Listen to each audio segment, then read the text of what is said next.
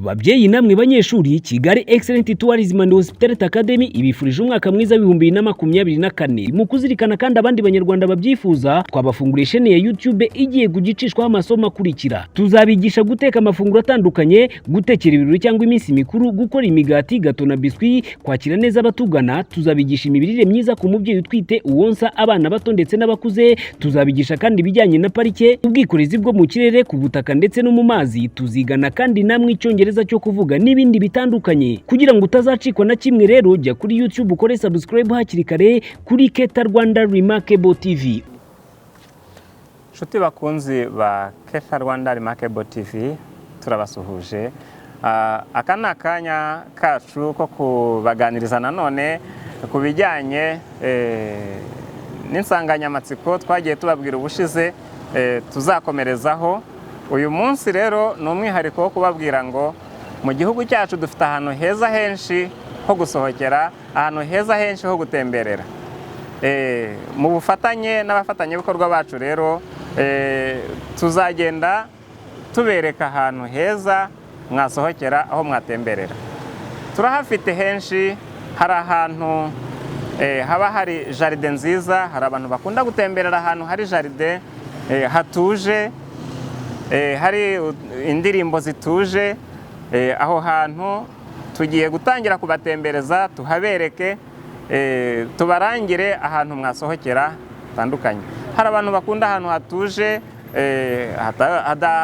hatari amajwi menshi, ku buryo bashobora kuhahurira bagakora imishinga yabo, bakaganira, ibintu bikagenda neza. Aho hose rero tuzabatembereza, tugende tuhabageza, ndetse n'ibyiza byabo bagiye bafite bya serivisi nziza bazagenda batugezaho, byose tuzabibaganiriza. Hari abantu bakunda umuziki, gusohokera ahantu hari umuziki mwinshi, hari indirimbo zitandukanye, ari ku kagoroba, ari ku manywa.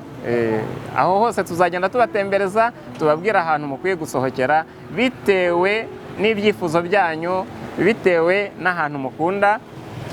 Dufite ahantu haba hari serivisi zitandukanye. Hari abantu bakunda ibiribwa, amafunguro y'ibiribwa byokeje, ahantu botsa neza, ari inkoko, ari inyama, ari amafi. Tuzagenda tubarangira serivisi nziza ku bijyanye n'amacumbi, ibiciro bitandukanye by'amacumbi, kugira ngo ari twebwe twese abanyarwanda tugende tumenya ibyiza dufite, ahantu heza dufite kandi hashobora kuduha serivisi igihe tuhakeneye. Ikindi kandi n'abari mu mahanga bazagenda babireberaho, kubera yuko tuzaba twababwiye ibintu duhagazeho by'ukuri, aho twagiye kubarebera. Ni karibu rero. Ari mu mujyi wacu, mu mujyi wa Kigali turahafite henshi. Hari amahoteli, hari amamoteri, hari resitora, hari coffee shop meza muri uyu mujyi wacu. Hari bar, hari mu ntara turahafite n'amahoteli. Dufite aho hose twavuze, mu ntara hagiye hari ahantu heza, amahoteli meza, hari amabari meza, hari coffee shop meza. Aho hose tuzagenda tubatembereza, tubereke ibyiza nyaburanga, ariko kandi n'ahantu dushobora kugenda dusanga serivisi nziza bitewe n'ibyo twifuza. Hari ahantu abantu bajya bashaka sale z'ubukwe nziza, ahantu bashobora gukorera ubukwe, ahantu hatandukanye abantu bashobora kwiyakirira, bikagenda neza. Aho hose tuzabatembereza, tuhabageze, kandi turi kumwe namwe, byanze bikunze muzaryoherwa, kubera yuko twarabyiyemeje, twasanze bikenewe cyane, aho kugira ngo abantu bajye bagenda babazanya ngo ese ni hehe, ese twabigenza gute. Ibyo byose hamwe namwe tuzabigeraho.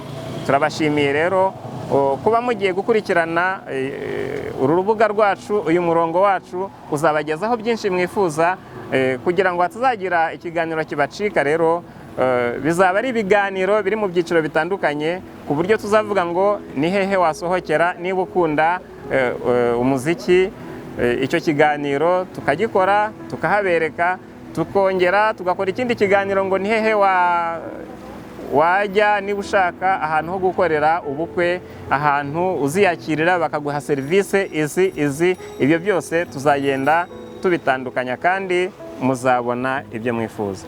Tuzabagezaho kandi ahantu hatandukanye hari ama guest house meza, apartments, nkuko nahoze mbivuga, ama supermarket naho tuzabatembereza, kuko ibyo bikorwa byose turabikeneye, dukeneye kubimenya. Ikindi kandi tuzasurana banks, dufite banki batanga serivisi nziza cyane, aho hose tuzagenda tubibagezaho, kubera yuko ibyo bikorwa byose birimo birafasha cyane mu bukerarugendo bw'igihugu cyacu, kuko n'abashyitsi twakira baba bakeneye kumenya aho hantu hatandukanye. Tuzavugana kandi ku bintu bijyanye na transport ku buryo bw'umwihariko, tuzabigarukaho mu bukerarugendo, uburyo transport ishobora gufasha cyane ndetse inafasha cyane mu bukerarugendo. Ni mukande subscribe kuri Kefa Rwanda Remarkable TV hakiri kare kugira ngo mutazacikanwa. Murakoze cyane, turi kumwe namwe. Ikaze muri Kigali Excellent Tourism and Hospitality Academy, ishuri ry'indashyikirwa mu ruhando mpuzamahanga. Twigisha amahoteli n'ubukerarugendo mu byiciro bitandukanye, umwaka wa 4, uwa 5 n'uwa 6. Twakira kandi abiga ubutetsi mu gihe gito, amezi 3, 6 ndetse n'abiga mu gihe cy'umwaka umwe. Mu kwigisha ubukerarugendo kandi turi ku isonga, kuko twigisha tugendeye ku nteganyanyigisho zemewe, tukanafasha abanyeshuri bacu kubona aho bimenyereza umwuga biciye mu bufatanye n'amahoteli ndetse n'ibigo by'ubukerarugendo dufitanye amasezerano. Wifuza ibindi bisobanuro, wagana aho iri shuri riherereye ku Kimironko inyuma ya Beka munsi y'urusengero rwa Foursquare, cyangwa ugahamagara telefone ziri kuri ekara yawe. Mubyeyi, urashaka ko umwana wawe yiga kandi agahuzwa n'isoko ry'umurimo, cyangwa se akabona amahirwe yo gukomereza amasomo ku rwego mpuzamahanga, gana Keta tumufashe kugera ku nzozi ze.